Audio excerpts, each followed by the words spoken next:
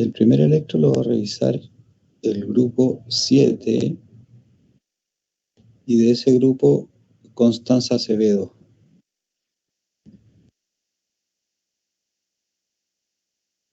Hola, Doc.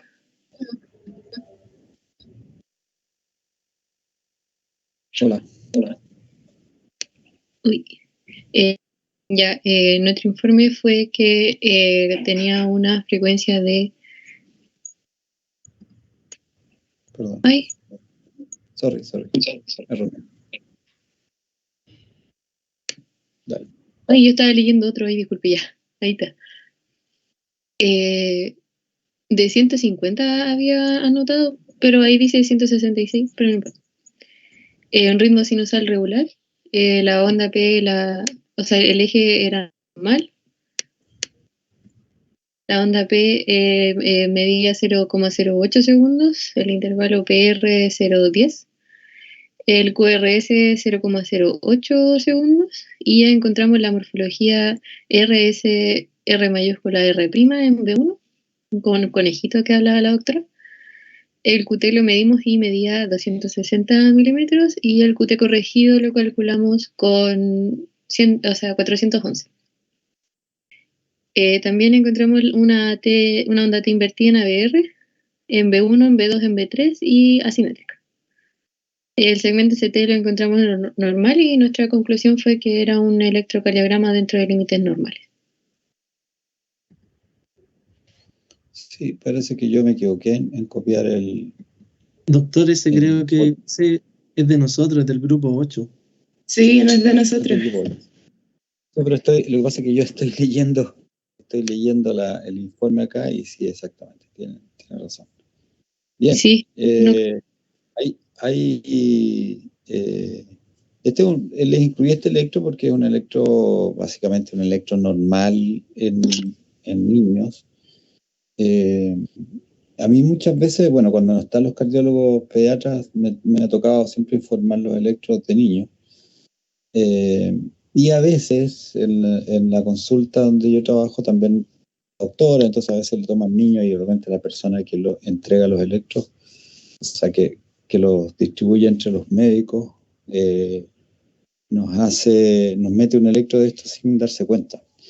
Entonces, una cosa que es importante de mirar, por eso lo puse yo, ¿no es cierto? Siempre mirar aquí, yo lo puse en letras mayúsculas, qué sé yo, o sea, en letras grandes, pero ver la edad de la persona del electro que estamos tomando, eso es un detalle que es no menor, porque si esta persona fuera un adulto, ¿no es cierto?, y nosotros no viéramos la edad, informaríamos varias cosas que en realidad no hay. Yo en mi pantalla estoy viendo, porque estoy viendo yo el Excel, donde están los informes de ustedes, y efectivamente es natural que uno pueda tener algunas variaciones, ¿no sé, porque el QT, por ejemplo, si depende del RR que tú midas, te va a dar un poco más, un poco menos, ¿no? Y eso está bien, no es una ciencia exacta el electro en ciertas cosas, porque partimos de una medición que es en milímetros. Y claro, es difícil medir medio milímetro o 3/4 de milímetro. Entonces, es un electro normal, todos los grupos lo informaron bien, así es que me parece excelente que sepan identificar cosas de un electro normal en pediatría. Ok, espero que en este no me equivoque, lo voy a chequear de nuevo. El grupo que le toca informar este electro es el grupo 8. O sea, antes de leerlo, díganme si realmente ese es su informe. Cumple los criterios. No, parece que no. No. Ese es del grupo 7. Este es del grupo 7. Estábamos cambiados ya. Déjame arreglarlo. Eso sí lo debería poder arreglar fácil. Son cosas que le pasan a los tatitas.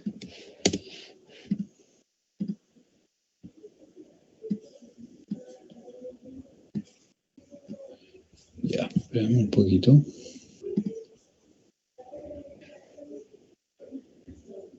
Ahí sí.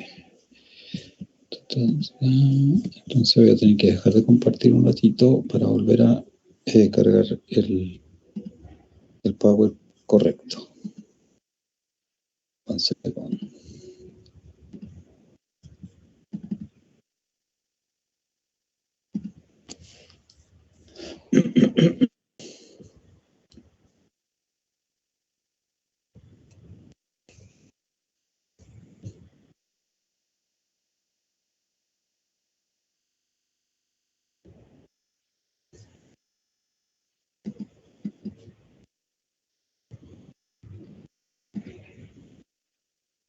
Ahora sí, ¿no?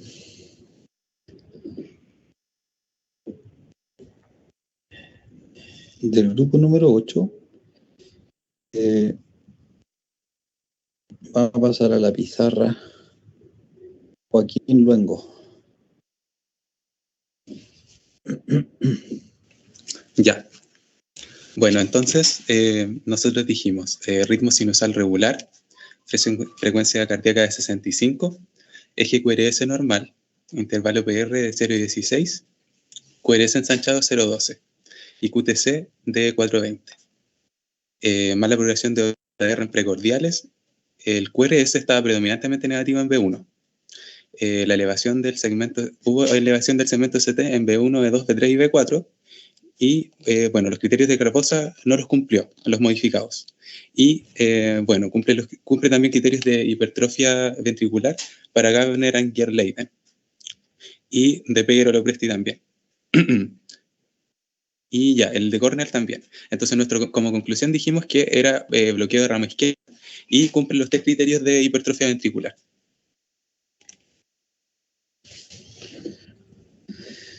Ok. Mira, yo les diría, porque voy a revisar ahora aquí por interno los informes de todos los grupos que los estuve mirando.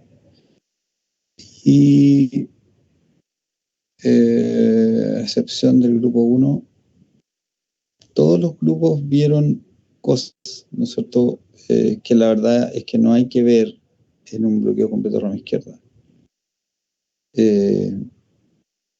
Igual me parece interesante que miren, que describan estas cosas, porque es lo que uno ve, ¿no es cierto? O sea, si tú miras este electro, lo que te tiene que llamar la atención es el QRS que está ancho, y hacer de inmediato el diagnóstico de bloqueo completo de rama izquierda, porque la morfología es la clásica. Pero el bloqueo completo de rama izquierda incluye dentro de su morfología supradesnivel de CT en las precordiales derechas, aumento de tamaño de los complejos QRS, por lo tanto, muchas veces te va a cumplir uno y varios criterios de hipertrofia del ventrículo izquierdo. También puedes encontrar onda T negativa asimétrica en D1, en ABL, como en este caso, también incluso en B5 y en B6. Pero eso no significa que nosotros debamos hacer el diagnóstico de que el paciente tiene hipertrofia o de que tiene un infarto ovario anterior en evolución, como vi en algún informe. Y eso es una de las cosas que en la práctica a muchos médicos que nos consultan cuando estamos de turno en hemodinamia, los lleva a errores de interpretación. Entonces, es importante, me parece bien que vean, ¿no es cierto?, porque es lo que se ve supra, se ve ondas T negativas, tú si aplicas criterios de hipertrofia los va a cumplir, pero eso no es porque haya hipertrofia o porque haya sobrecarga o porque haya un infarto en evolución. Eso es porque el paciente tiene esta cosa que se llama bloqueo completo de rama izquierda y que simula muchas de estas otras alteraciones, no necesariamente cumpliéndose eso. Entonces, mi consejo, cuando vean un bloqueo completo de rama izquierda, ¿no es cierto?, lo único que podrían hacer es aplicar criterios de Garbosa para ver si hay criterios de un síndrome coronario agudo con supranivel ST, que es lo que buscamos en un paciente que está con dolor. O sea, por eso yo le puse un cuadro clínico de un paciente con dolor precordial de una hora de evolución. Lo que es urgente de detectar en este electro es si más allá del bloqueo completo de la rama izquierda, hay o no, ¿no es cierto?, criterios como para plantear que hay una función coronaria y por lo tanto indicarle al paciente, ya sea trombolisis o angioplastia primaria, según sea el caso. No debiéramos, por lo tanto, y probablemente los que estuvieron en la clase de hipertrofia del doctor Mercadal del fin de semana, que estuvo muy buena, él debe haber puntualizado esto, y si uno va a los papers que justifican, por ejemplo, los criterios de Presti o alguno de los otros, muchos de ellos excluían de facto a los pacientes con trastorno de conducción intraventricular como el bloqueo completo de la rama izquierda. Por lo tanto, ese es el motivo por el cual nosotros no podemos saber. Puede que el paciente tenga hipertrofia o puede que no, pero el criterio en presencia del bloqueo completo de la rama izquierda, los criterios de hipertrofia pierden sensibilidad y especificidad. Por lo tanto, no deberíamos usarlo. Ergo, cuando los informemos, yo les sugeriría paren en el bloqueo completo de la rama izquierda y ahí termina el informe. Y si el paciente está con un contexto clínico de dolor, busque los criterios de Garbosa. Uno no se los sabe de memoria, a menos que lo use todos los días.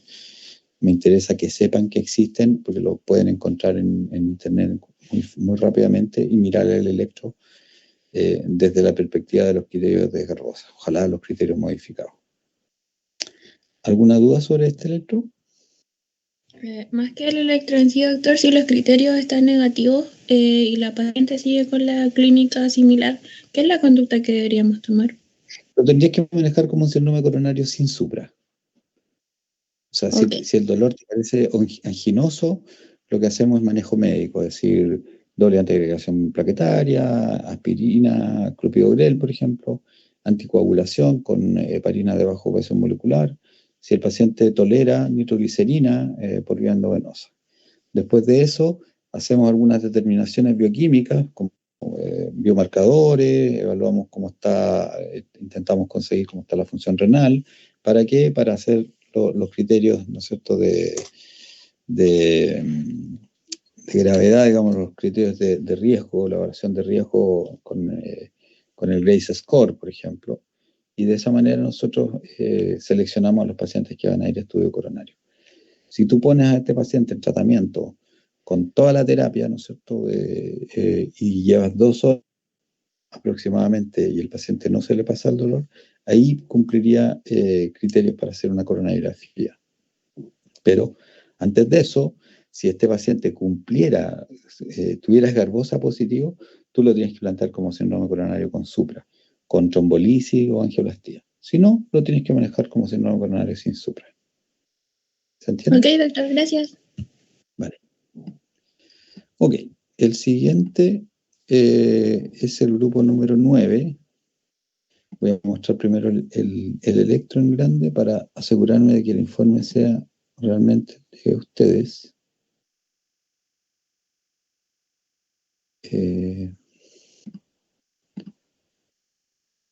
Sí, ahí está. Y del grupo 9, elegí yo a Sebastián Andrés Fernández.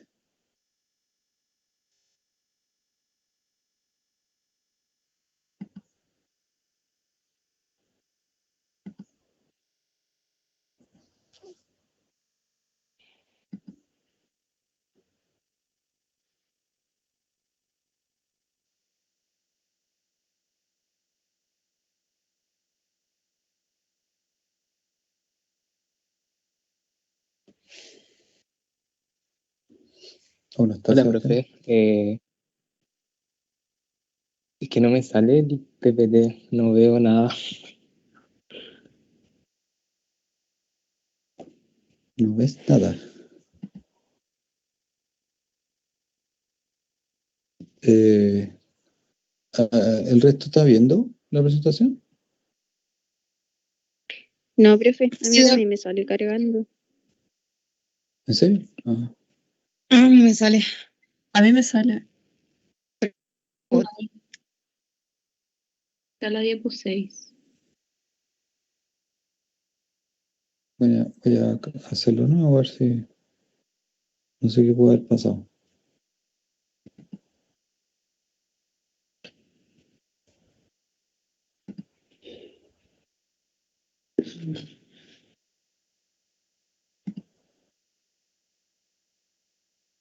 Lo cargo no.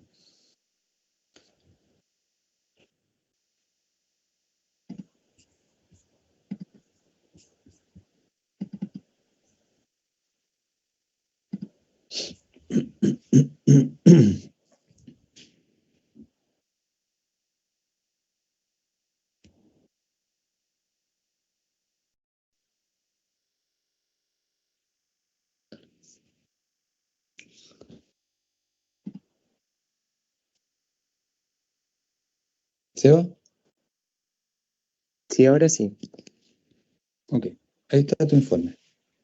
Ya, bueno, nosotros pusimos que en este electro tenía un ritmo sinusal irregular de 80 latidos por minuto, que el eje eléctrico estaba normal, que la onda P tenía una duración de 0,1 segundo, el intervalo PR de 0,16 segundos, el complejo QRS de 0,08 segundos, el intervalo QT lo medimos y tenía una duración de 400 milisegundos, el QTC de 447.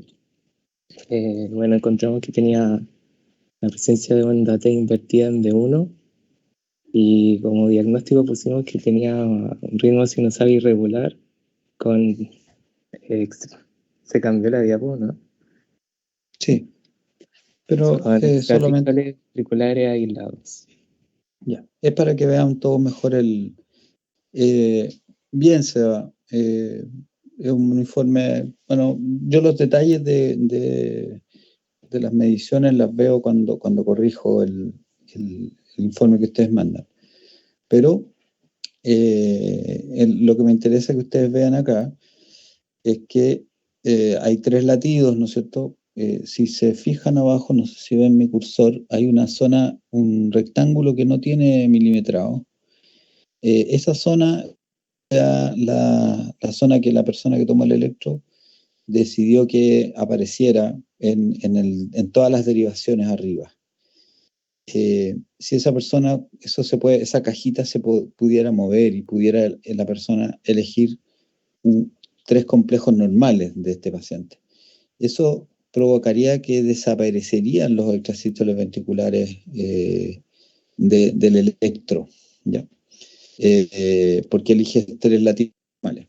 ¿Por qué los ponen? Porque nos interesa a nosotros ver el extrasístole, ¿no es cierto?, en distintas derivaciones para poder decidir si es ventricular o no ventricular. Entonces, cuando ustedes dicen presencia de onda T negativa en B1, están haciendo alusión al extrasístole y eso no es adecuado, digamos. En las derivaciones ustedes tienen que describir los complejos sinusales. Ahora, si están refiriendo a la T negativa pequeñita que hay en el primer complejo, esa onda T negativa en B1 es totalmente normal y por lo tanto no tendemos a no describirla. B1 se parece mucho a BR, es una derivación derecha, digamos. Entonces, el extrasístole ventricular, como vimos la semana pasada, ¿no es cierto? Nosotros le describimos primero el extrasístole en general, el origen si es supra o es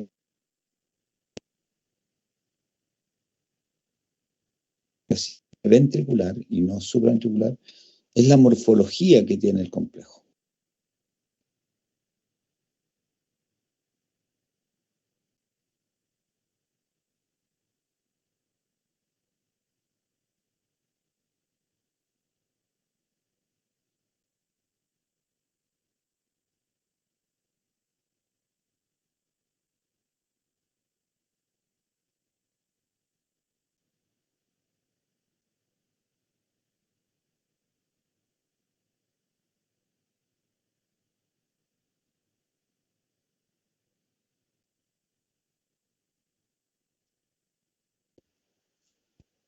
A estos criterios nosotros podemos decir que son extrasístoles ventriculares. Y como bien Doctor, pusiste, ¿sí? es que pasó que como los últimos 30 segundos no le escuchamos. Perfecto. Cuando Lo empezó a último hablar como de las cosas que hablar del extrasístole, más o menos por ahí.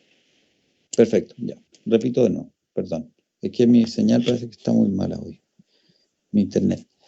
A lo que yo me refería era lo más importante de este electro, digamos, que es cómo evaluar un extrasístole para decidir si es supraventricular o ventricular. Entonces, la forma de hacerlo esto es primero viendo si es ancho o no. Si es ancho el complejo extrasistólico, eso te tiene que hacer pensar que es ventricular. Segundo, comparar el extrasístole con el latido nativo, por decirlo de alguna manera, nosotros nos hace ver que, por lo menos en la derivación B1, en D1 también, el complejo tiene una polaridad totalmente distinta y opuesta a la que tiene el complejo nativo. Y tercero, la repolarización del extrasístole ventricular, en este caso, habitualmente va en un sentido opuesto a la polaridad del complejo QRS previo. Entonces, en B1 el QRS es positivo, la onda T va a estar negativa. Por ejemplo, en D1, B1, el complejo es predominantemente negativo y ahí la repolarización va hacia el otro lado. Esos criterios morfológicos son los que te orientan a decir que esto es un extrasístole.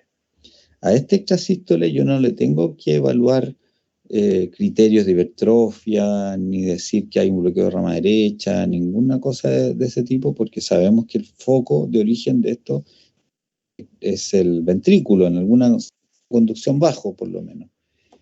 Por lo tanto, no nos sirve para evaluar más que solo la presencia o no de extrasístole.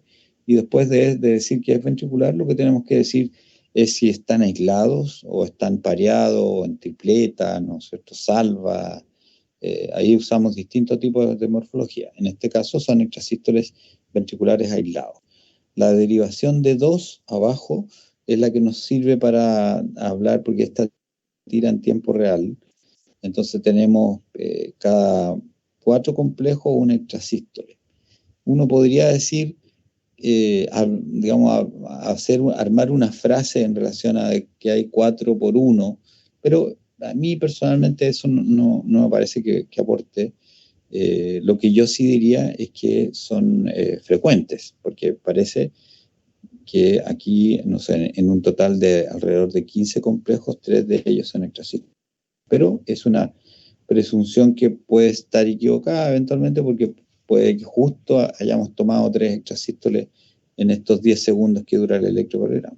Entonces, yo me quedaría con decir que hay extrasistolías ventriculares aisladas, extrasístoles ventriculares aislados. El electrocardiograma basal de este paciente no tiene ningún hallazgo patológico significativo, salvo un cierto aplanamiento de la onda T en ABL, que más bien es inespecífico. ¿Alguna pregunta sobre este electro? Muy bien. Seguimos. Ya. Mientras ustedes... Este electro es del grupo 2. Yo lo que voy a chequear es que sea el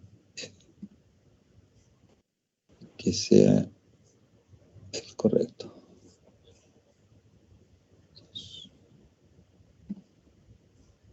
Bien. Pareciera ser el correcto. Y la persona que va a hablar aquí es Mariela Araya.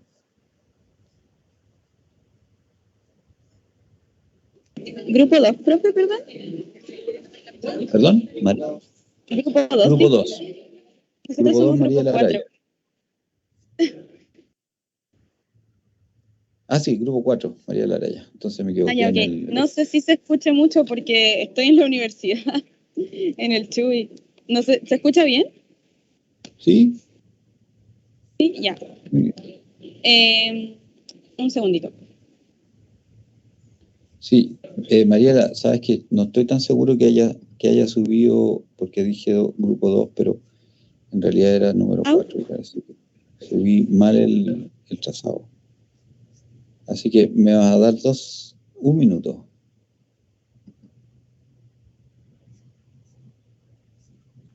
Un minuto. Pucha, que andaba leso hoy.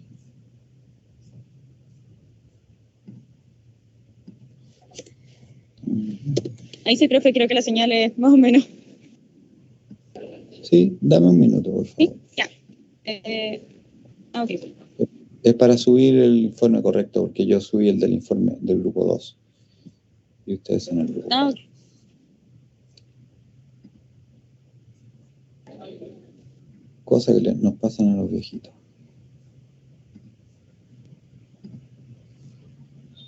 Ahora va.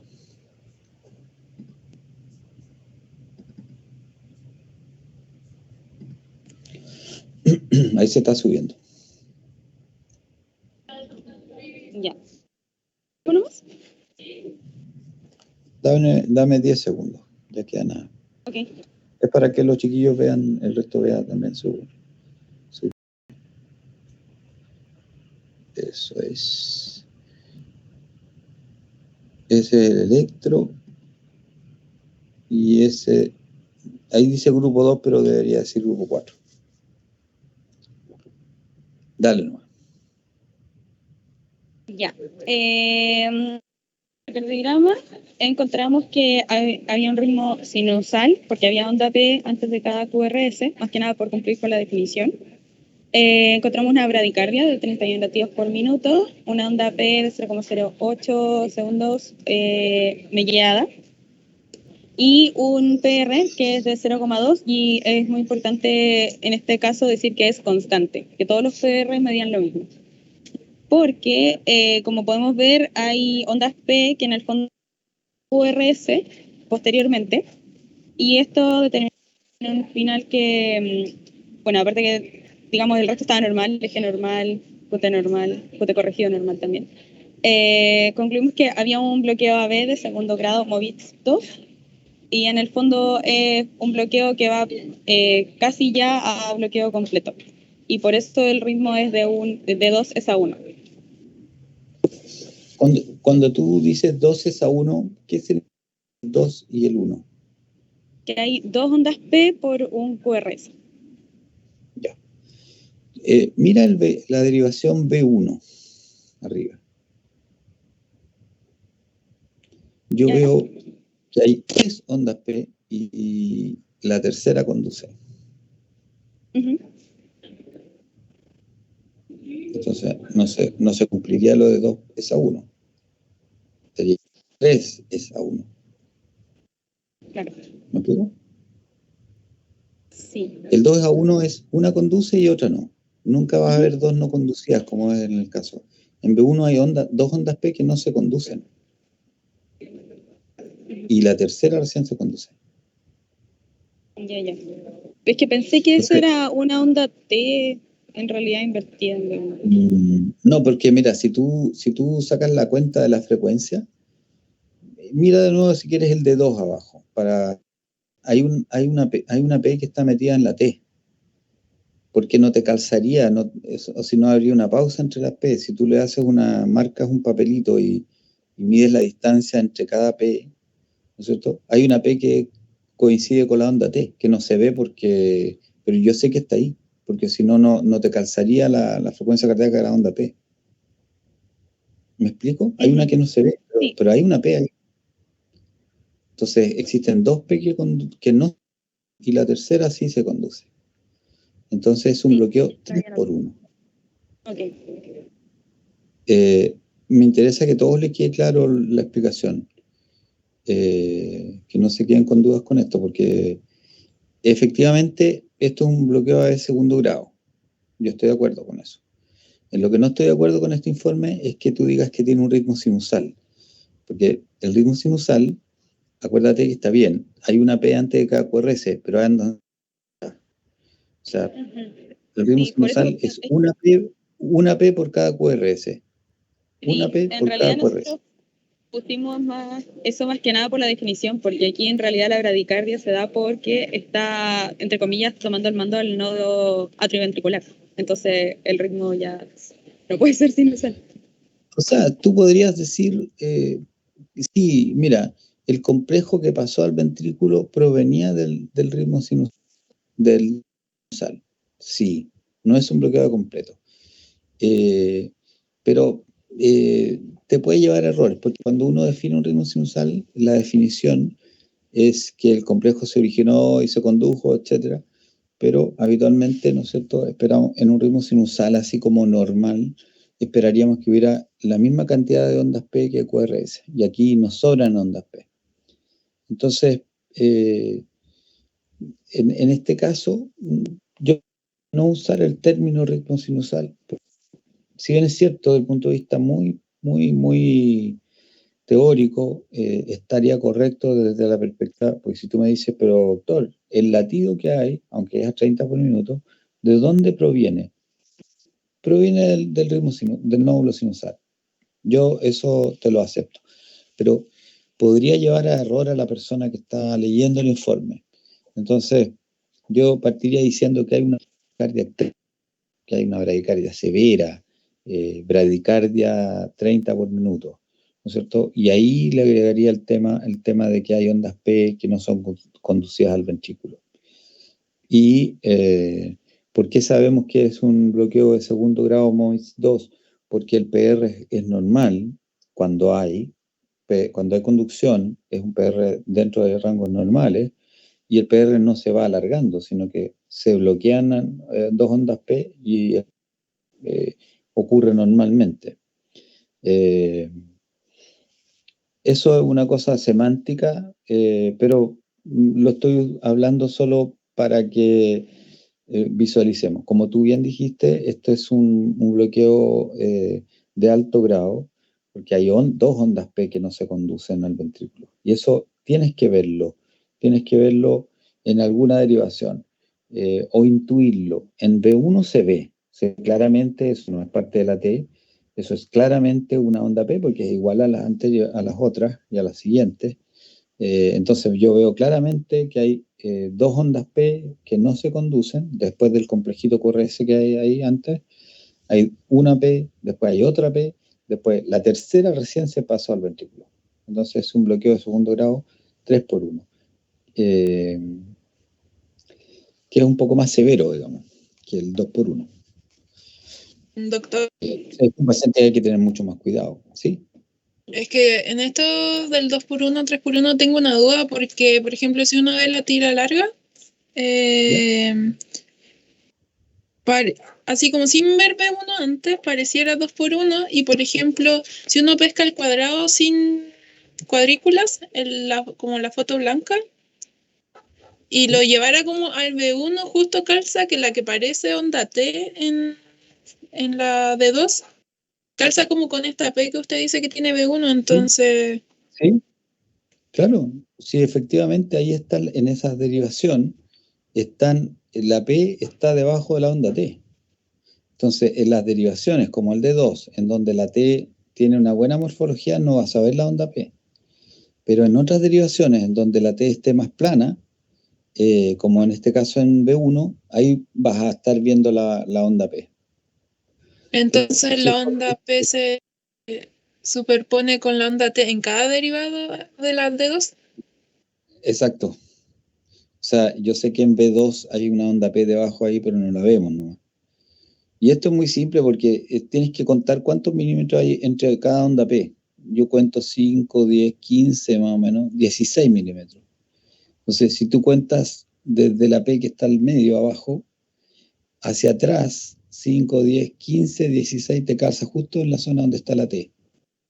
Y las P tienen que ser regulares. La onda P tiene que ir regular. Y está el nódulo sinusal está descargando a una frecuencia de aproximadamente 95 latidos por minuto. Y el paciente está latiendo a 30 por minuto. Justo un tercio. ¿Me entiendes que hay una relación de 1 a 3? Sí. No 1 a 2. Sí. Tengo otra duda. En el informe, en estos casos habría que dar la frecuencia auricular y la frecuencia ventricular. Mejor, pues. Sería mucho mejor porque te queda mucho más categórico, ¿no es cierto? Bradicardia sinusal y tú expresas, ¿no es cierto? Y esto importa a ustedes, si no van a ser cardiólogos no les importa tanto, pero si tú estás manejando al paciente, tú tienes la frecuencia auricular de 90 por minuto y lo pones, y frecuencia ventricular de 30 por minuto, rápidamente te queda la idea de que tiene que haber un bloqueo de 3 por 1. Porque de cada 3 pasa 1. Ese es el tema. Sí. ¿Sí? Si fuera 2 Gracias. por 1, el paciente tendría 45 pulsaciones por minuto y no 30 como tiene. Profe, Ya. perdón, es que me queda una Sí. duda. Es que Dale, cuando dale. dijo bradicardia tal, entonces ese es el término que se ocuparía. No, yo dije bradicardia severa. Ah, ya, ok. Y aquí, por ejemplo, si no hubiese una bradicardia severa, ¿cómo comenzamos a informar en el electro? ¿Como bradicardia nomás, sin colocarle si el ritmo es sinusal o no sinusal? Exacto. Eso haría Ya, ok. yo. Bradicardia severa, ¿no es cierto? Por bloqueo intermitente de onda P. Frecuencia auricular 90 por minuto, frecuencia ventricular 30 por minuto. O sea, yo describiría lo que estamos viendo. Existen ondas P no conducidas en una frecuencia en una relación de 3 a 1. Y todas las Gracias, otras profe. mediciones hacerlas. Un informe pragmático sería poner lo que está en la conclusión, bloqueo AB de segundo grado, MOIS 2, 3 por 1. Eso sería como un informe pragmático del tema. Pero a mí me interesa que vayan más allá y que entiendan esto de la relación 2 a 3 por 1 aquí. Y por eso que elegí este electro en particular, ¿no es cierto?, que tenía esa relacióncilla. ¿Bien? Bueno, seguimos. Nos queda uno más.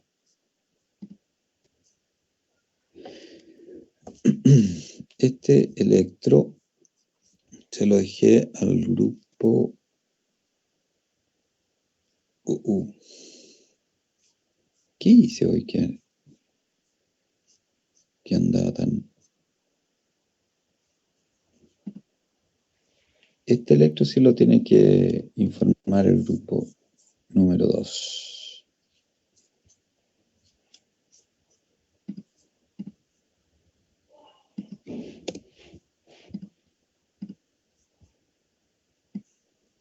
Dame un segundo, por favor.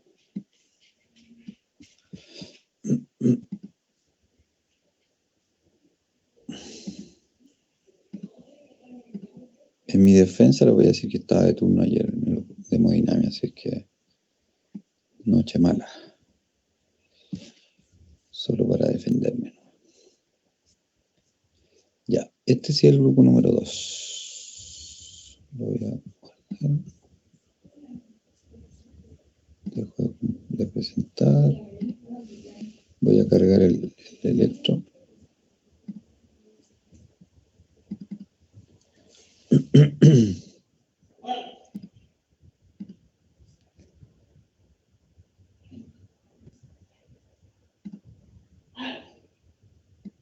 Y aquí en el grupo 2, Gabriela.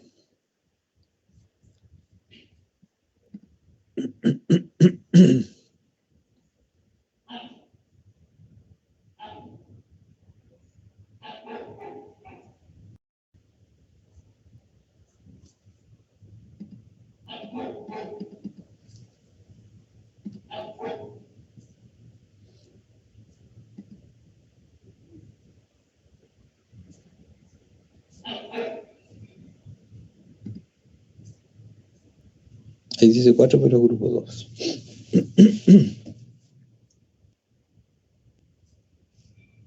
Ya. Bueno, este es un hombre de 85 años con clínica de disnea y fatigabilidad. Nosotros vimos un ritmo que era sinusal regular de una frecuencia de 44 latidos por minuto, lo cual corresponde a una bradicardia. El eje eléctrico estaba normal, la onda P medía 0,08 segundos y hay una presencia intermitente de ondas P que no están siendo conducidas. El PR nos dio de 0,20 segundos, QRS normal de 0,08. Y también tenemos criterios de Gubner, Talbot, Peguero-Lopresti positivos. El QT nos dio de 440 milisegundos y corregido 376 milisegundos. y podemos ver onda T negativa en las derivaciones de V1 a V3 y el segmento ST que lo encontramos isoeléctrico. Y como conclusión pusimos un bloqueo AB de segundo grado, MOVITS 2, y también signos de sobrecarga ventricular, cumpliendo criterios de hipertrofia ventricular izquierda. Ya, bien. A ver, hay cosas que están bien. La frecuencia, bueno, yo, igual que el anterior, si bien es cierto un ritmo sinusal, yo trataría como de saltarme la palabra sinusal porque no todas las PES son conducidas. Algunas de ellas sí, una sí y otra no, digamos. Este sí es un bloqueo 2x1, ¿no es cierto? Distinto al anterior. O sea, una P se conduce y la siguiente ya se bloquea. El PR es fijo, no se prolonga. La frecuencia cardíaca resultante es alrededor de 44 por minuto, como vieron ustedes, y las aurículas están en una frecuencia como de 80 por minuto aprox. O sea que como que me coincide un poco el 2x1, ¿viste? Relación al electro anterior.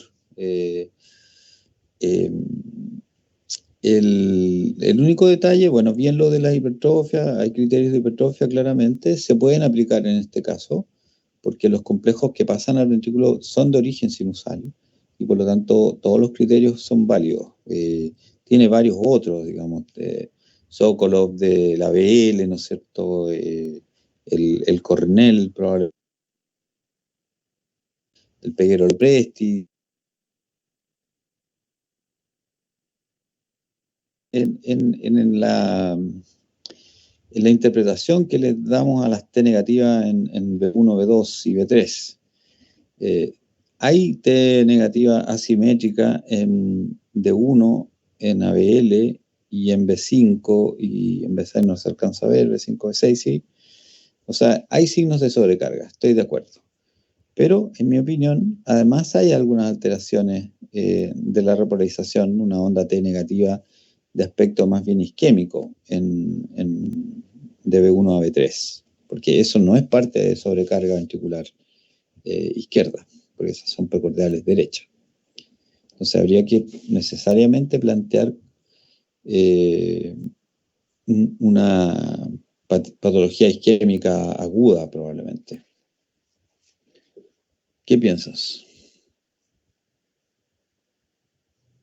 Estaba viendo si alguien... Por las derivaciones de la V1 a la V3, ¿verdad? Exacto.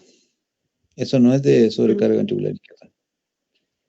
Lo que se ve en D1, en ABL, en B5, B6, sí es de sobrecarga izquierda. Entonces yo pensaría que este paciente o tuvo algo, o estas son T posisquémicas, o está haciendo algo, no lo sé. Pero ondas T negativas que pueden ser de isquemia en la pared anteroseptal. Y claro, hay grupos que, por ejemplo, el grupo 1 lo describe en su informe, dice ondas T negativas en B1, B2, B3. Pero después al momento de concluir, ustedes ponen primero bradicardia sinusal. No cumple el criterio de bradicardia sinusal porque no es otra cosa, es una cosa distinta, un bloqueo AB es un bloqueo AB. No es compatible una cosa con la otra, no pueden ir juntas en un mismo informe. Bloqueo AB segundo grado, MOVITS 2, 2x1, bien. Y criterios de hipertrofia, bien. Faltó los signos de sobrecarga, ¿no es cierto? Que el grupo 2 sí los puso. Y faltó la interpretación de las T negativas en B1 y B2. No estaba tan fácil matricularse, digamos, con eso. Yo creo que está bien describirlo, por lo menos me interesa que vean esas cosas, que no lo dejen pasar como si fuera un electro normal. Como el grupo 8 aquí pone mala progresión de la R, y no sé si estuvieron en la clase del doctor Mercadal, pero la mala progresión de la R también es parte de todo este complejo de alteraciones que se generan por la hipertrofia del ventrículo. A lo mejor el paciente no tiene nada más que la hipertrofia del ventrículo izquierdo, pero este bloqueo es de segundo grado, podría ser isquémico. Bueno, pero eso no lo podemos aclarar. Yo no conozco el caso de este paciente, así que no podría darle una explicación. Pero bien, buenos informes.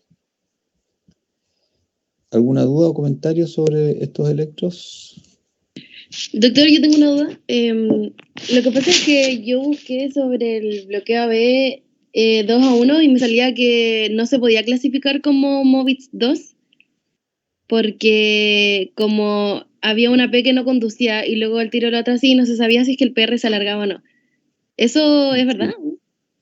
Sí, es súper cierto eso. Me parece súper bueno que lo hayas investigado.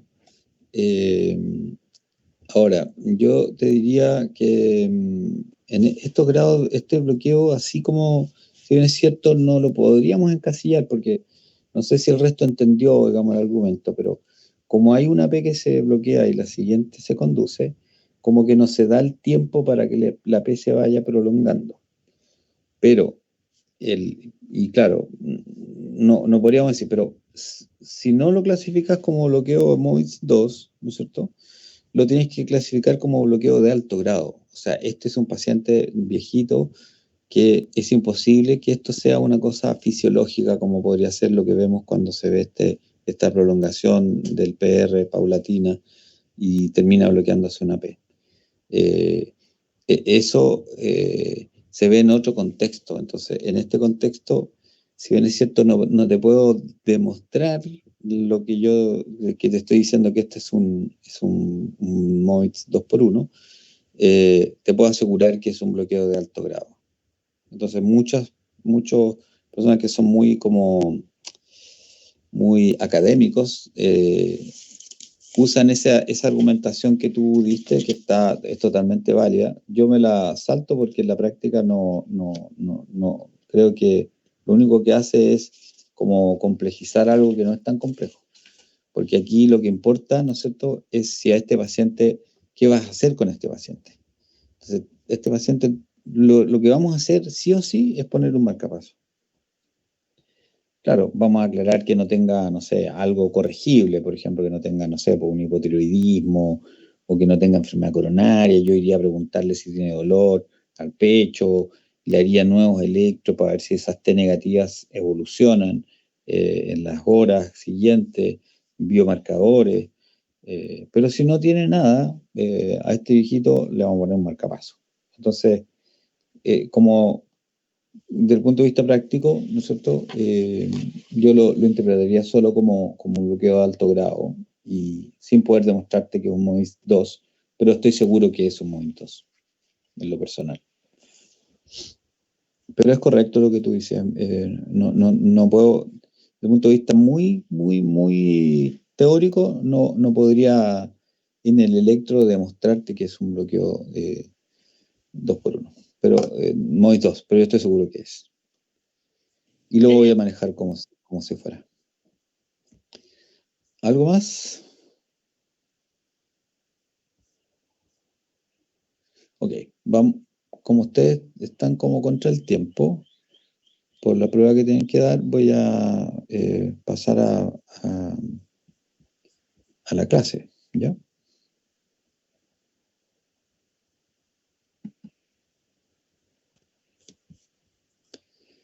La clase la voy a grabar y la voy a subir al Drive.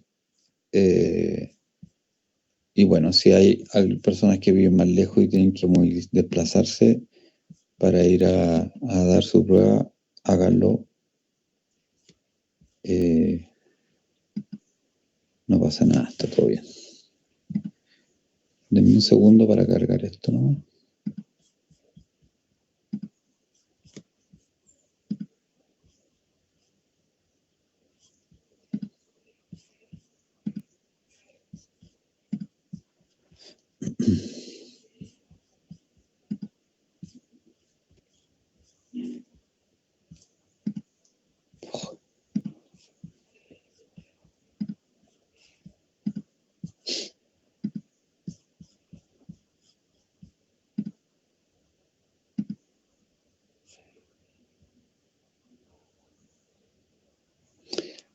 Antes de que se salgan los que se vayan a salir, recuerden que la próxima semana vamos a hacer, les voy a mandar 2 talleres para que se programen.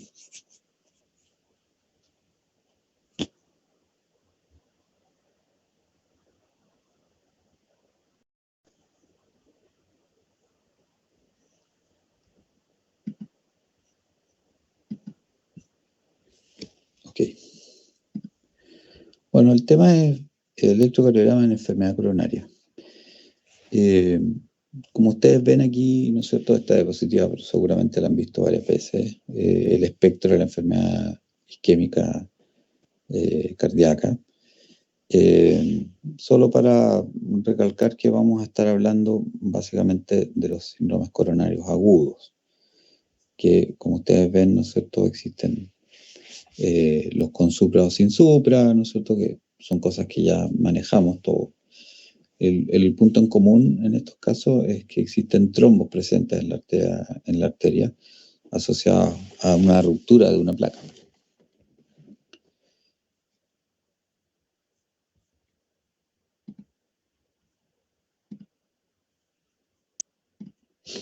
¿De qué manera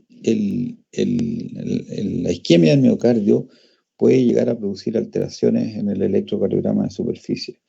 Básicamente es asociado, ¿no es cierto?, a que las zonas que tienen isquemia, en las zonas en donde hay isquemia, se produce una alteración del potencial de reposo de la célula miocárdica. El potencial de reposo tiende a hacerse más positivo o menos negativo, por decirlo de otra forma. Nosotros, por ejemplo, aquí pasaría de menos 90, que es un potencial de reposo habitual, a menos 70, y la pendiente de despolarización, o sea, la fase 0 del potencial de acción también es más lenta en su ascenso. El pic que alcanzamos, ¿no es cierto?, es también más bajo, el plató también está por debajo. Es decir, la isquemia, la zona isquémica, produce una alteración del potencial de acción, y eso es lo que nosotros de alguna manera vamos a ir viendo reflejado en el electrocardiograma. Se produce una especie de 2 zonas, ¿no es cierto?, que están en paralelo, cercanas, colindantes, una zona con isquemia y una zona sin isquemia.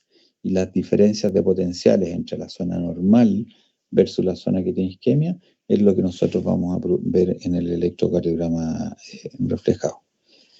Esto es un ejemplo muy antiguo, ¿no es cierto?, del año 1950 y tanto, en donde se hacían cosas que a esta altura darían un poco de vergüenza o dan vergüenza al frentón, con experimentos con animales en donde se les ligaba la arteria descendente anterior en este caso en particular, y veíamos reflejado la evolución del infarto que se le producía a este perro a través de un electrocardiograma. ¿Para qué sirve ver esto? Básicamente para ver el orden en que ocurren los hallazgos. Entonces, lo primero que vamos a encontrar son las alteraciones de isquemia, partiendo del número 1, que sería un electro normal, y en el número 3, la injuria o lesión, ¿no es cierto? Y eso es en el orden secuencial, y esto es lo que nosotros tenemos que mirar en el electrocardiograma e interpretar y usar esta terminología para describirlo. Lo último que vamos a observar, ¿no es cierto?, es la imagen de necrosis.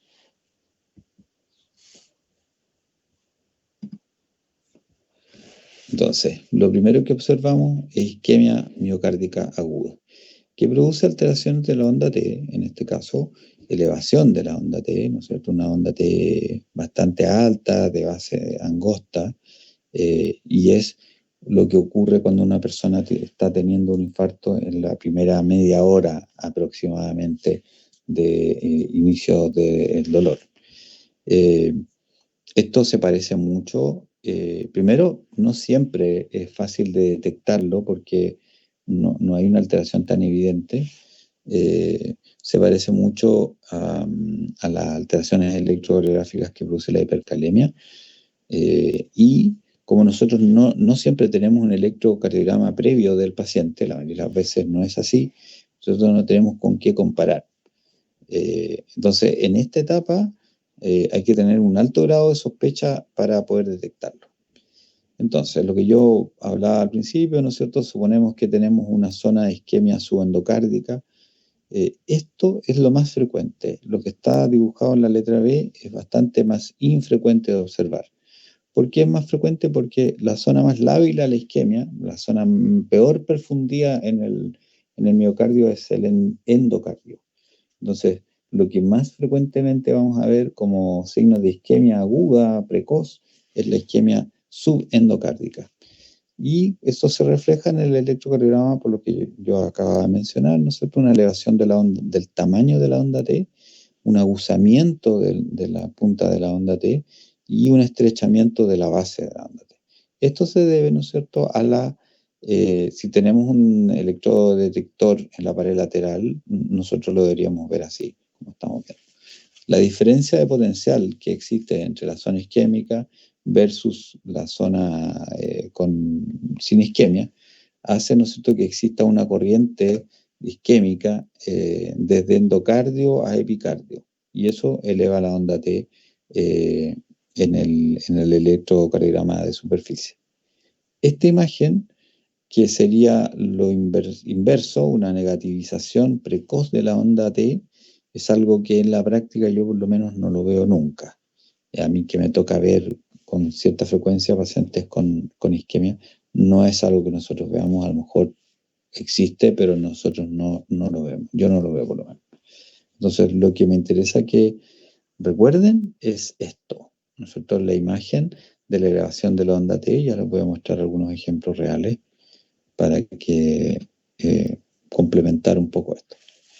La siguiente etapa, después de la isquemia, es la etapa de la lesión o injuria, ¿no es cierto? Y esa es la que nosotros vemos más frecuentemente, porque para eso se requiere un poco más de tiempo de evolución, desde media hora para adelante. Es muy raro que una persona consulte tan precozmente, pero ocurre. Lo más frecuente es que los pacientes consulten en esta etapa.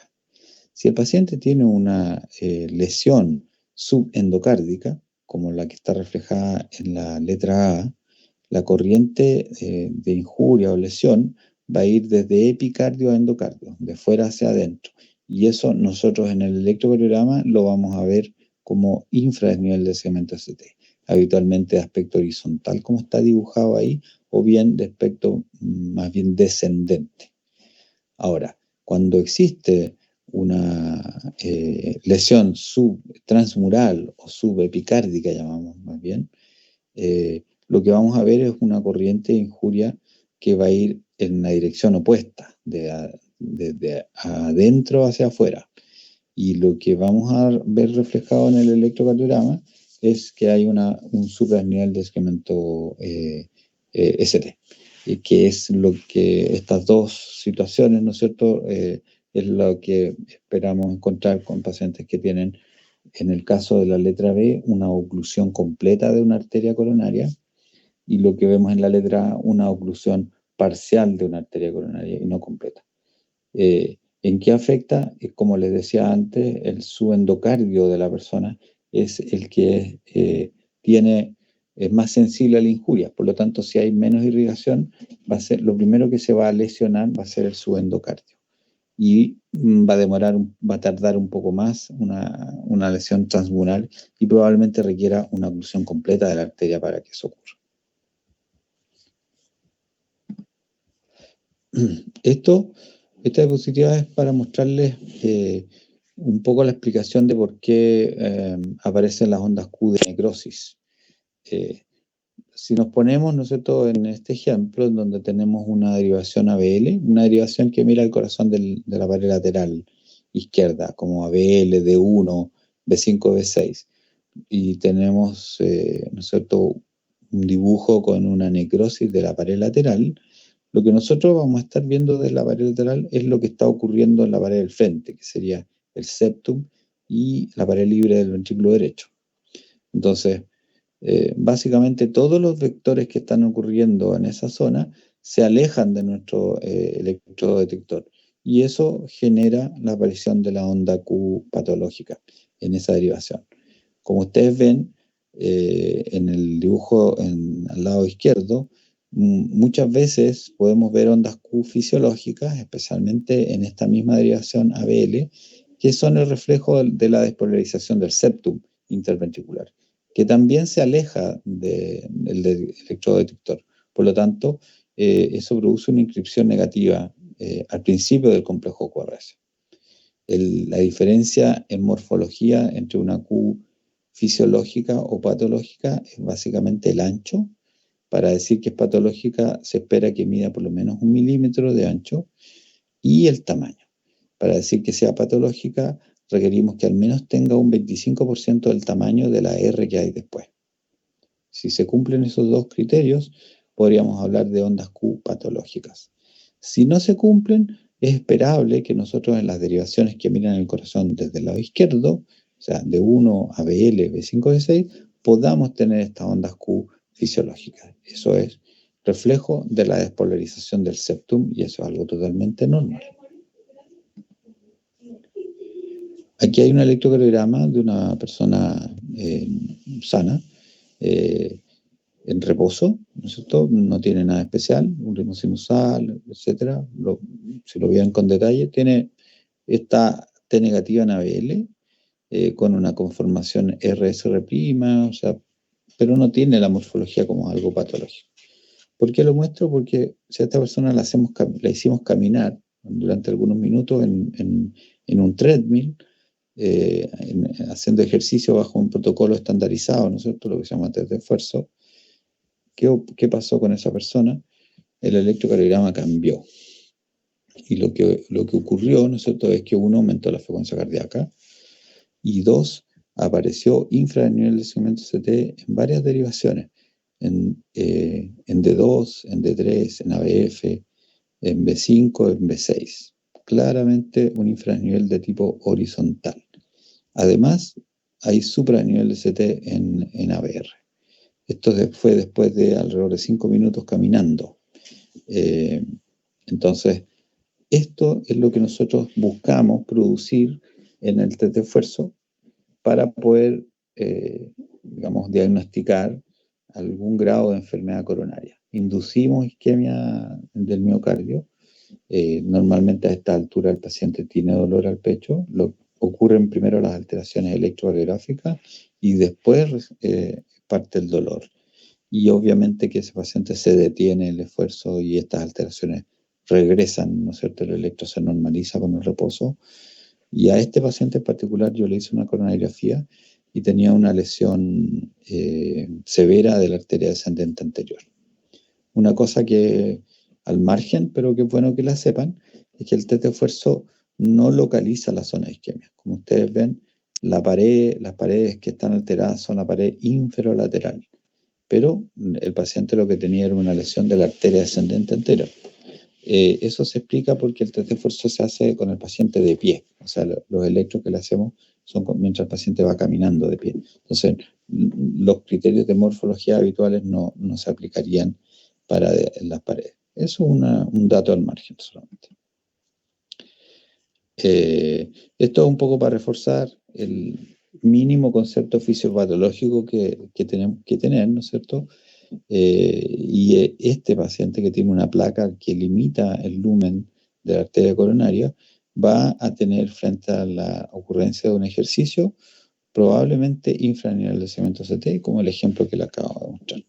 Distinto es para el caso de los pacientes que tienen síndromes coronarios, ¿no es cierto?, en los cuales aquellos que tienen un trombo que ocluye parcialmente la arteria van a tener también infranivel del segmento CT asociado a dolor y estando en reposo, o el paciente que tiene una oclusión completa de la arteria coronaria, y en esos casos el reflejo va a ser un supranivel de segmento CT o lesión subepicárdica, que es como el término que se usa más, que está más difundido, especialmente porque el sistema de telemedicina usa esa terminología. O sea, el sistema de telemedicina habla de lesión subepicárdica o lesión subendocárdica. ¿Por qué es importante esto? De nuevo, probablemente esto lo recuerdan, ¿no es cierto? Estos pacientes con lesión subepicárdica van a trombolisis o angioplastía primaria, dependiendo de la cercanía o no a un laboratorio. Si yo tengo las dos cosas disponibles, evidentemente angioplastía primaria es mejor porque produce menos complicaciones, etcétera. Eso ya está muy demostrado. Si no tengo angioplastía primaria rápido, la trombolisis anda perfecto, pero tiene mayor tasa de complicaciones hemorrágicas. Por ejemplo, accidente cerebrovascular hemorrágico, 2%. El paciente que tiene una lesión endocárdica o un síndrome coronario agudo sin supra, ¿no es cierto?, que sería el diagnóstico clínico, se manejan médicamente y, como mencioné en el taller, a estos pacientes se les hace estratificación de riesgo individualizada. La escala que estamos usando actualmente es básicamente el Grace Score, y los pacientes que cumplen ciertos criterios de riesgo van a ser seleccionados para ser estudiados, ya sea dentro de las primeras 2 horas, dentro de las primeras 24 horas o dentro de la hospitalización, a grandes rasgos. Cuando les toque pronto, ¿no es cierto?, hacer su internado y pasar por la unidad coronaria, les va a tocar ver muchos de estos pacientes, así que ahí sí o sí se van a aprender de memoria quiénes van a qué cosa. Hoy estamos solo preparándonos, ¿no es cierto?, tratando de aprender un poco de electrocardiografía que les va a hacer falta en esa pasada. Aquí está dibujada, sería como la evolución en el tiempo, porque me falta aquí al medio entre normal y agudo la onda T isquémica, ¿no es cierto?, de isquemia subendocárdica. Me falta esa T alta. Después aquí está recién reflejada el supra, ¿no es cierto?, el supranivel ST, en minutos de dolor. Cuando ya han transcurrido horas, empieza a aparecer una onda Q y el supra se hace más notorio. Ven cómo se achica la onda R del QRS y se va reemplazando progresivamente por una onda Q. Después, transcurrido cierto tiempo, 1 o 2 días, empieza la negativización de la onda T. Algunos días después persiste la onda Q y una onda T negativa, y se espera, habitualmente debería ocurrir esto, que en el largo plazo persista solo la onda Q y la repolarización se normalice. Puntualizar que esta alteración de 1 a 2 días, uno la acelera cuando le hace al paciente terapias de reperfusión. Entonces, en vez de ocurrir en 1 o 2 días, ocurre en las primeras 12 horas la inversión de la onda T. Y de hecho usamos eso como criterio de reperfusión. El descenso del segmento ST, así como también el descenso del dolor precordial que tiene el paciente, y la negativización posterior de la onda T, también es algo que nosotros vemos. De hecho, cuando yo estoy haciendo angioplastia primaria de pacientes que tienen ocluida alguna arteria coronaria, al abrirla, a los pocos minutos ya el electrocardiograma va cambiando, y eso lo estamos viendo ahí habitualmente en vivo. Este gráfico es un poco para mostrar cómo evoluciona las ondas, digamos, el segmento ST y la onda T en el largo plazo. Fíjense aquí al extremo derecho las precordiales B2, B4, B6, son 3 precordiales, ¿no es cierto? Esos son solo ejemplos, y lo que veríamos en un infarto que ya está evolucionado sería una onda Q bastante notoria y una onda T negativa. ¿Por qué es importante conocer esta terminología?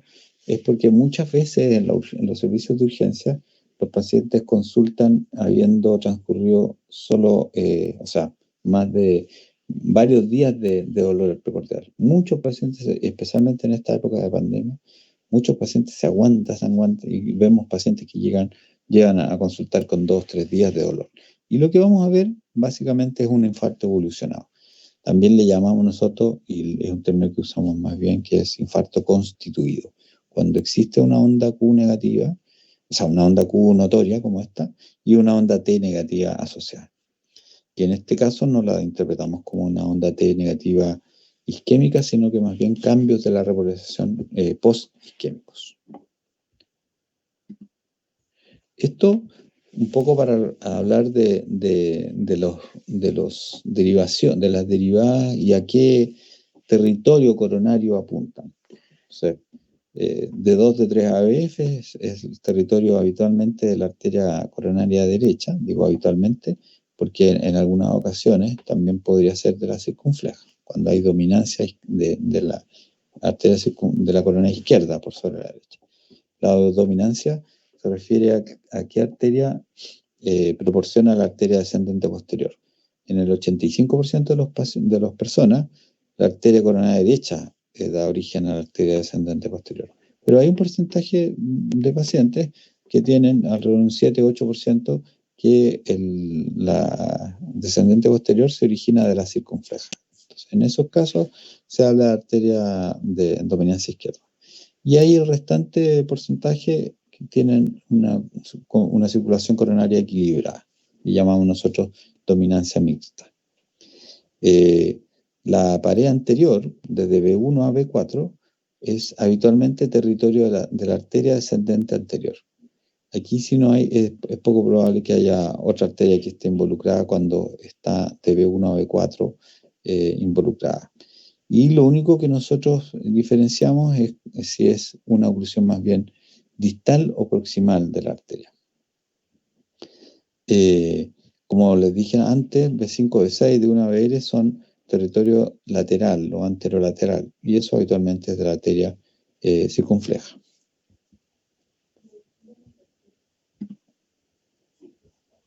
Ok.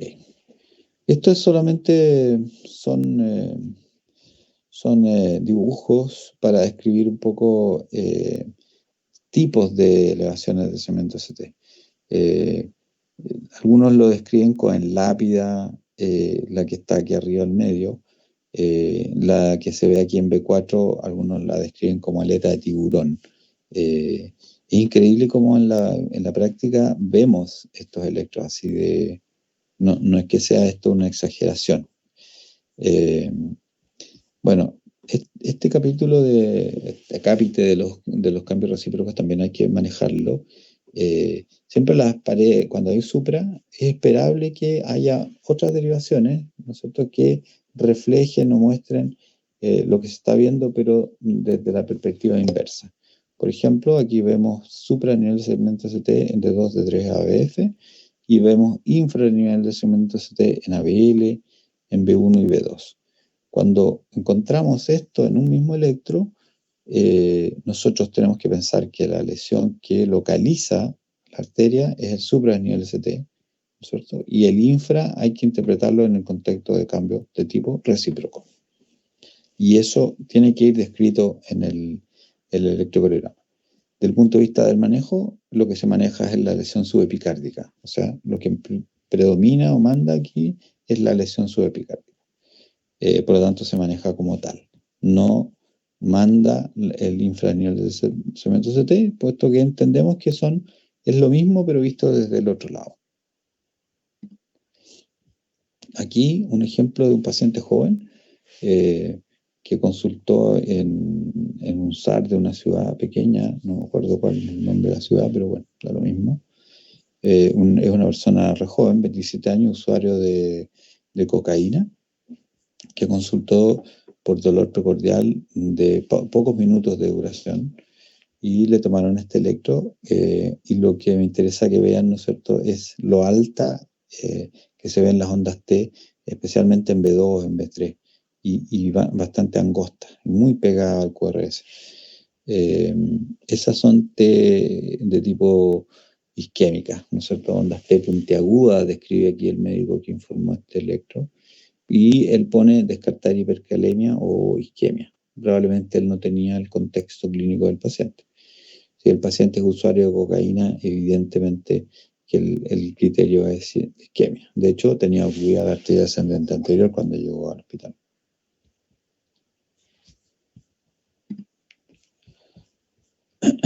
Este otro electro, lo que nos está mostrando, ¿no es cierto?,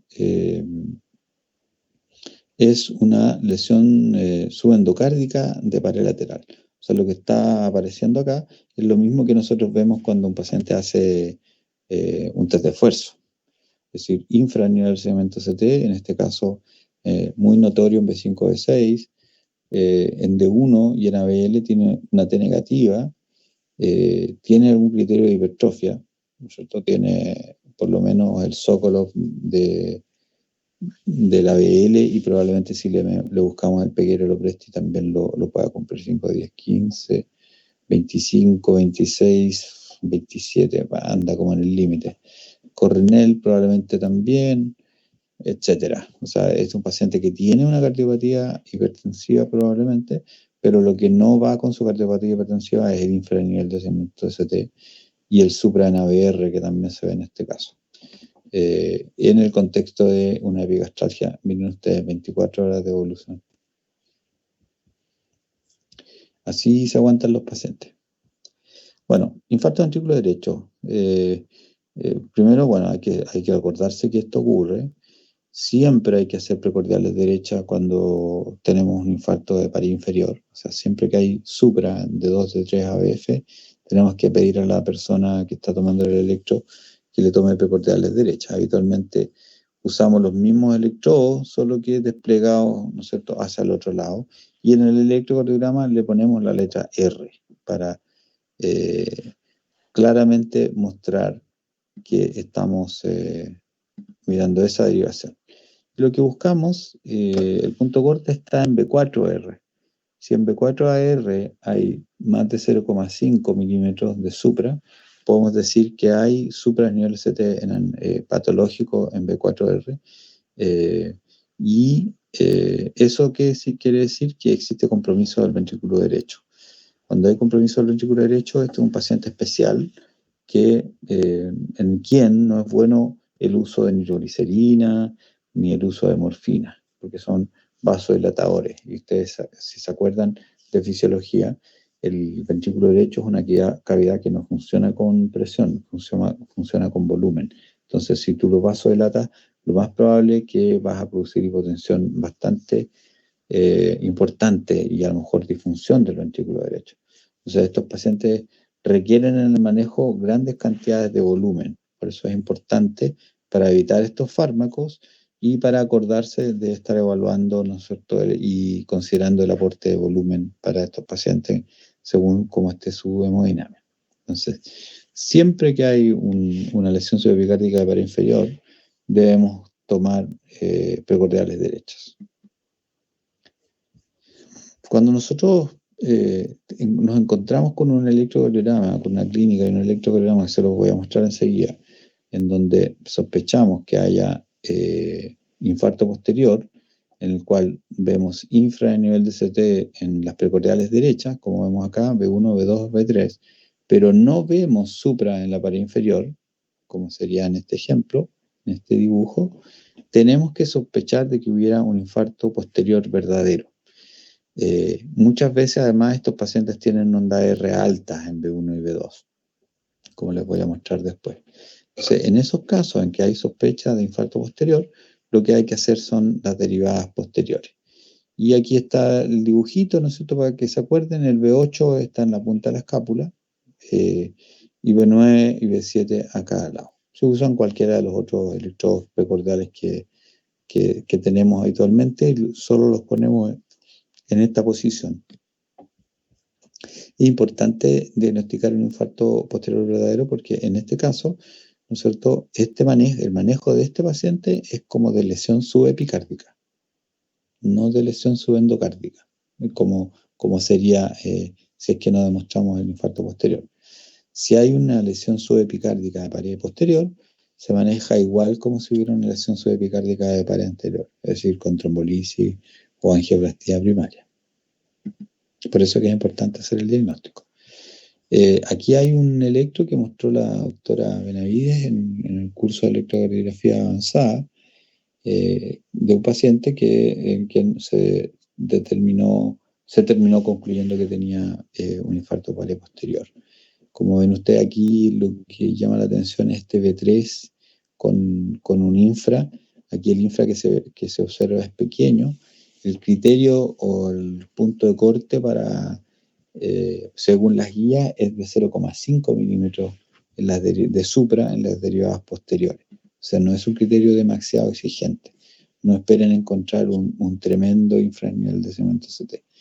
Como ven, B2 y B3, la onda R tiende a ser como altita, como vemos acá, y con el supra. O sea, cuando uno tiene la duda de que esto puede ser un infarto posterior, lo más razonable, lo mejor es hacer las derivadas posteriores para estar seguro o poder descartarlo.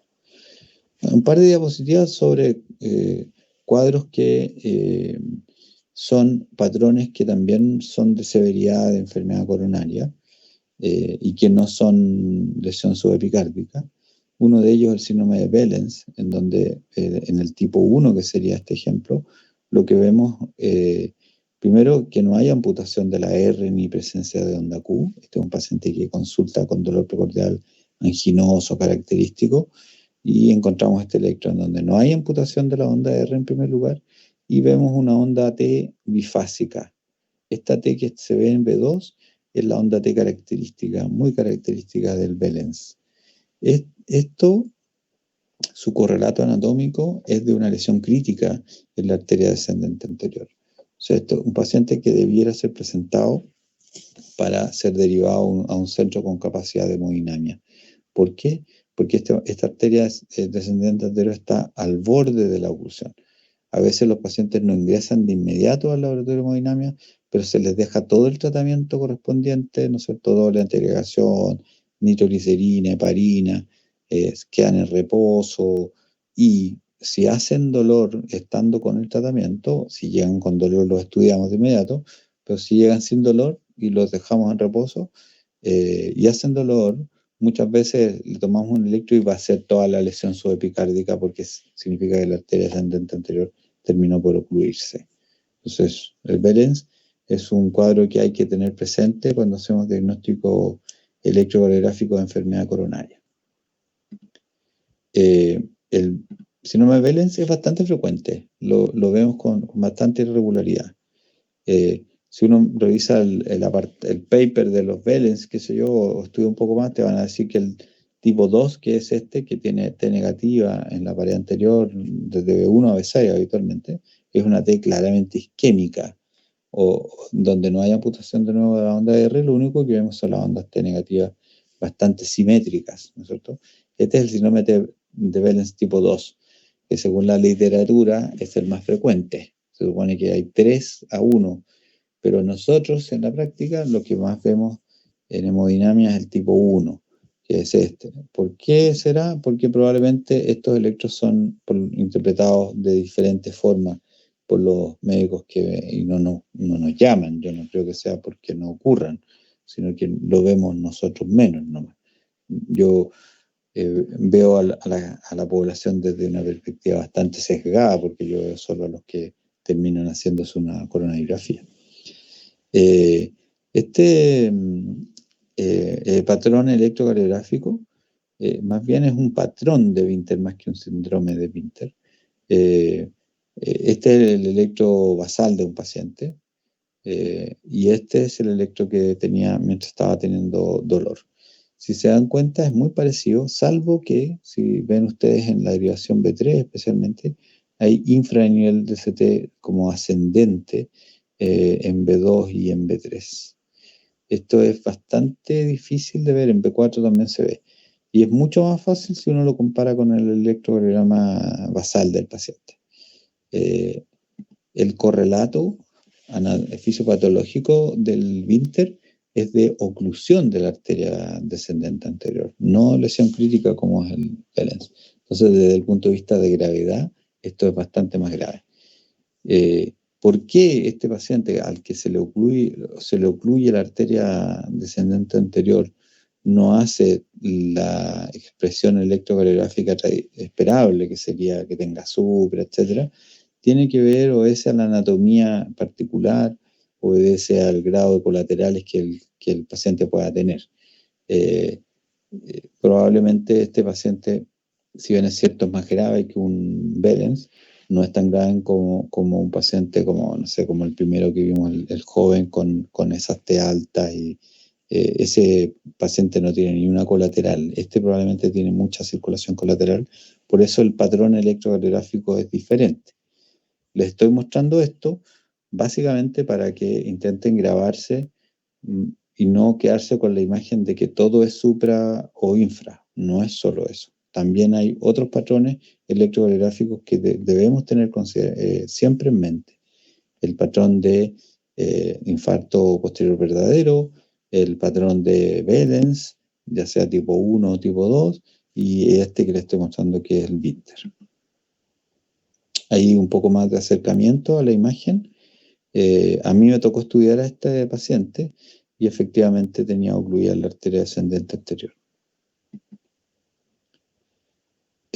Bueno, esto es un poco antiguo el artículo, pero es totalmente vigente. Básicamente es para mostrarles algunos patrones de supra de nivel ST que no son isquémicos, digamos, no son coronarios.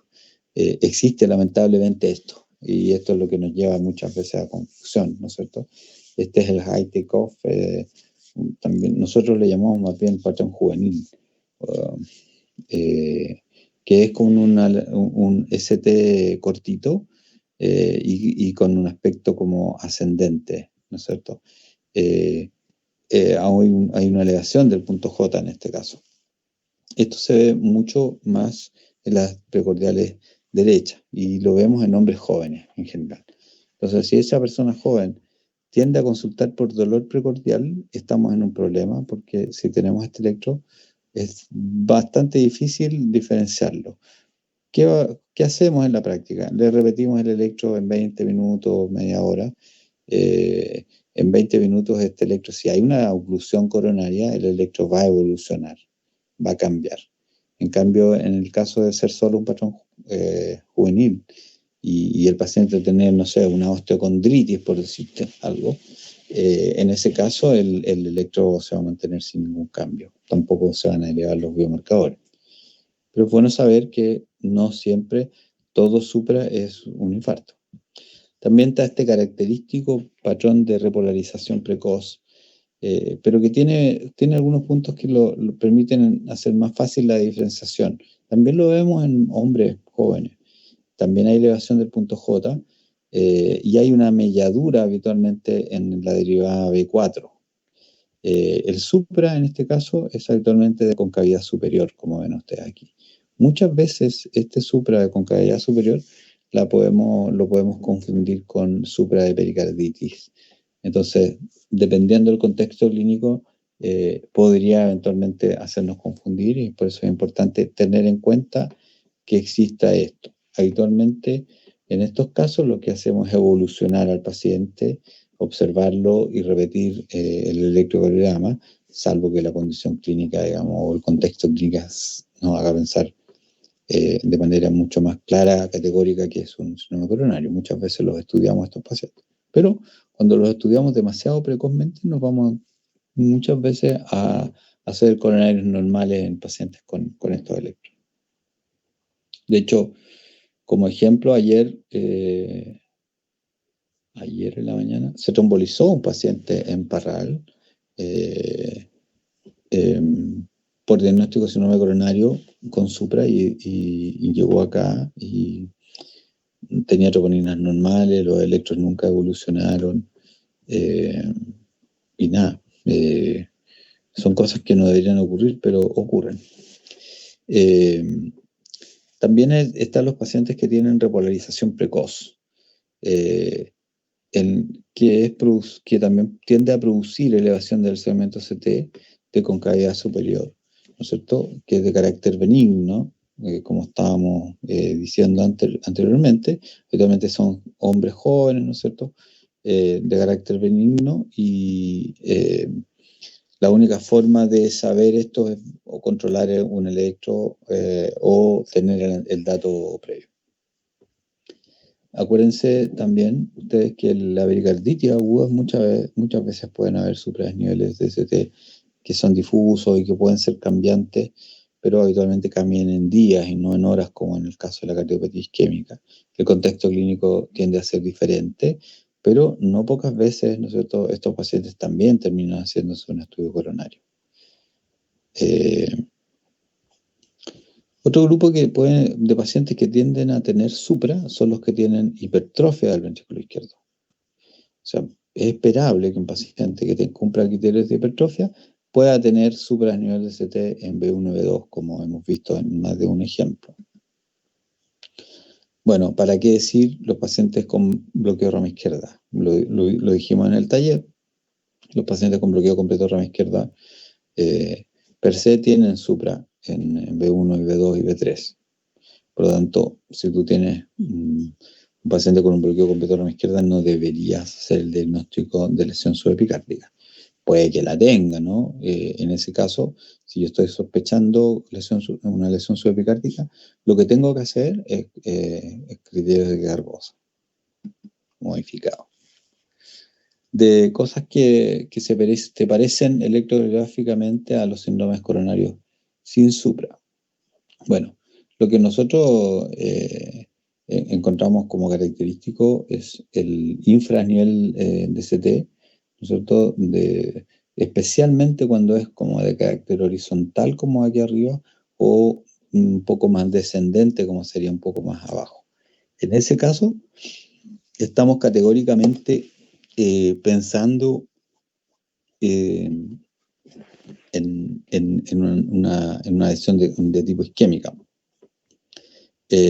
También cuando existe, como sale en la figura del lado derecho, cuando hay cambios electrocardiográficos en relación a que el paciente tenga o no tenga dolor, cuando hay cambios, ¿no es cierto?, evolutividad en presencia o ausencia del dolor, eso también nos hace pensar que puede haber un síndrome sin supra. Muchos pacientes que tienen alteraciones, digamos, o que están bajo terapias que ya no usamos mucho, pero que eventualmente pueden aparecer por ahí, pacientes, por ejemplo, que usan digoxina, podrían tener como infra-ST aspecto con T negativa como aspecto de cuchara, acuchareado. También nosotros hay que recordar que los pacientes que tienen hipertrofia, habitualmente en algunas derivaciones, especialmente de la pared lateral, tienden a tener la T negativa un poco asimétrica, y eso puede tirar hacia abajo el segmento CT y también tener infra del segmento CT, sin que tenga necesariamente una elevación, un segmento, digamos, un síndrome coronario.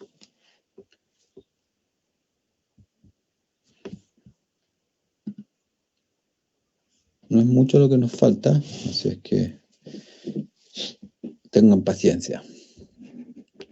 Este patrón electrocardiográfico es un patrón que es bueno que recuerden. La doctora Benavides en el curso de electrocardiografía avanzada lo mencionó, me parece que yo también en la primera clase que hice, que es el patrón de lesión de tronco o de A proximal. El patrón electrocardiográfico para sospechar lesión severa de tronco coronario izquierdo, enfermedad de 3 vasos o lesión de DA proximal. Y eso incluye supra nivel de segmento CT en ABR, estamos hablando de un paciente que está con dolor, e infra nivel de segmento CT en alrededor de 8 derivaciones. Si son 8 derivaciones, podríamos configurar este patrón electrocardiográfico sugestivo, sugerente de lesión de tronco coronario izquierdo. Yo prefiero mencionarlo como enfermedad de tronco más que de aproximal, para darle el carácter de gravedad que hay que darle. Si ustedes ven un paciente con dolor con este patrón electrocardiográfico, tienen que llamar a hemodinamia, porque este es un paciente que hay que darle un criterio de urgencia y no tiene indicación de trombolisis, porque tiene supra en una sola derivación. Por lo tanto, tiene indicación de una coronariografía urgente. Este es un patrón electrocardiográfico sí o sí tienen que recordar, porque el trasladar rápido a un paciente va a hacer que le salven la vida a esta persona, si es que va a pasar, digamos. O sea, no podemos esperar que evolucione este paciente, porque puede tener una enfermedad de alta mortalidad, como sería una lesión de tronco coronario izquierdo. Aquí un ejemplo puntual de una paciente, esta paciente me parece que era de Cauquienes. Tiene claramente supra en ABR, como ven ustedes. Esta paciente está con dolor, consulta por dolor. Y lo que vemos que tiene infra en el CT de B3, B4, B5, B6, si me apuran en D1, algo en ABL también, ¿no es cierto? Entonces tenemos 1, 2, 3, 4, 5, 6, 7 derivaciones. Un poquito en D2 me parece que también hay infra. Y con eso ya nos cumpliría el criterio, ¿no es cierto? Y esta mujer la estudié yo y tenía enfermedad severa de 3 vasos, terminó siendo derivada a Concepción para cirugía de revascularización miocárdica. No era una lesión de tronco, pero el patrón electrocardiográfico es el mismo.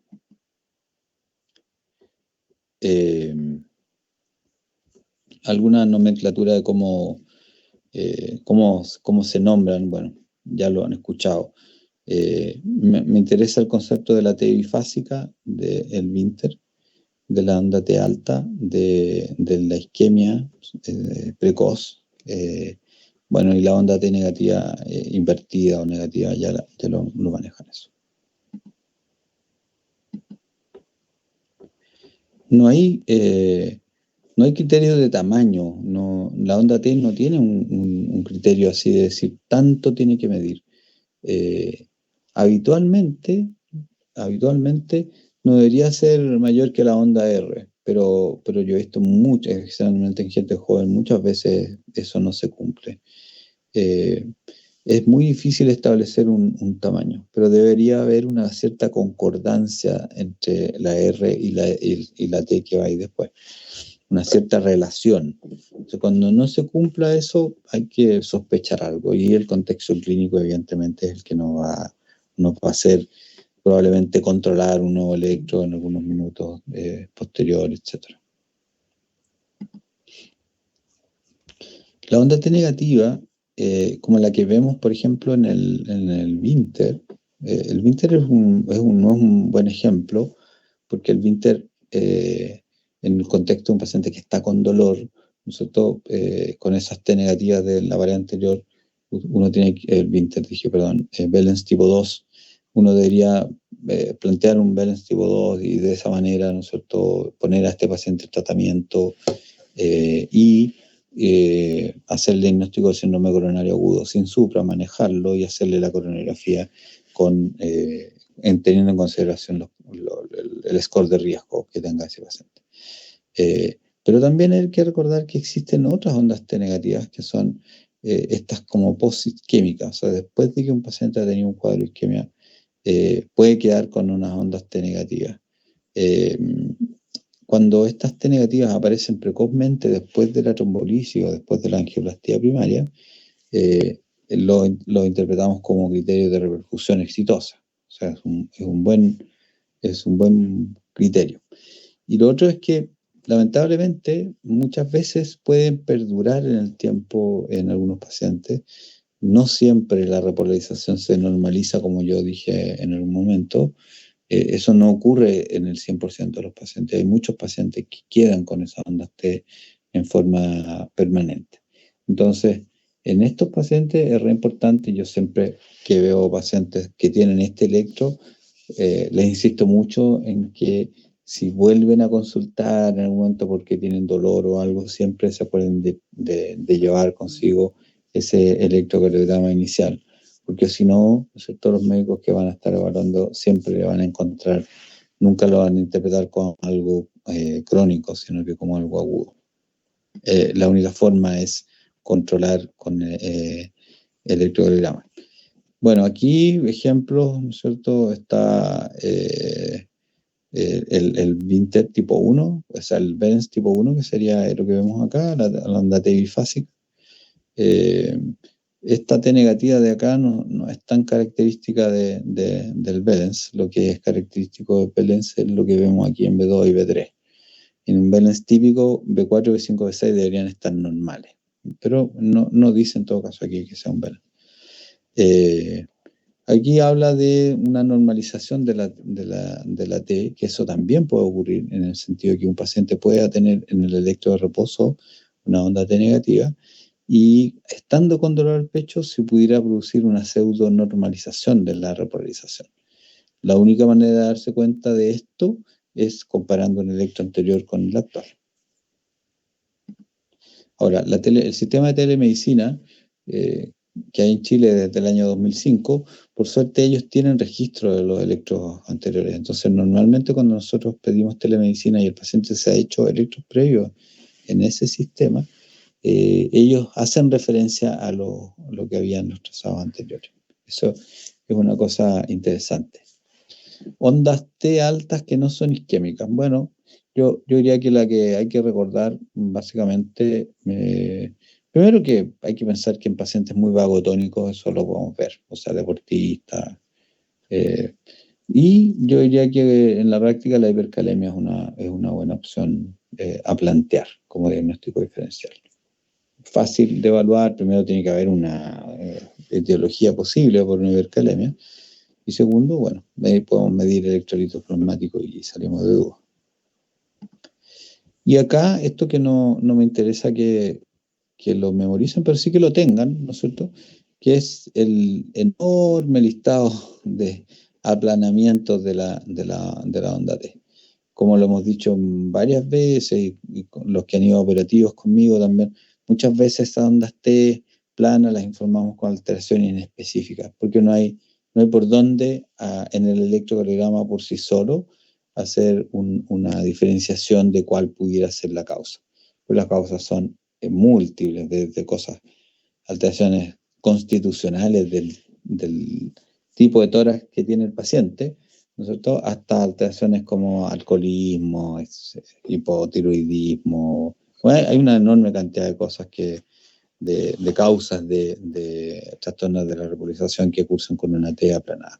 Entonces, desde el punto de vista práctico, al informar el electro, lo informamos como cambios de tipo inespecíficos. Y el médico tratante el que tiene que, eventualmente, si es que quiere darle una interpretación mayor. Me parece que será lo último. Genial. ¿Alguien tiene alguna pregunta de los poquitos que quedan aquí? Los valientes.